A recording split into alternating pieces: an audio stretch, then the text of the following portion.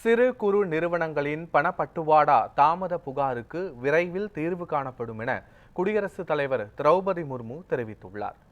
உலக சிறு குறு நடுத்தர நிறுவனங்கள் தினத்தை ஒட்டி டெல்லியில் நடந்த நிகழ்ச்சியில் ஆன்லைன் சர்ச்சை தீர்வு வலைதளம் தொடங்கி வைக்கப்பட்டது. இந்த நிகழ்ச்சியில் பேசிய குடியரசுத் தலைவர் திரௌபதி முர்மு, நிதி தட்டுப்பாடு, கார்ப்பரேட் நிறுவனங்களுடன் போட்டி, பணப்பட்டுவாடாவில் தாமதம் உள்ளிட்ட சவால்களை சிறு குறு நிறுவனங்கள் சந்தித்து வருவதாக கூறினார்.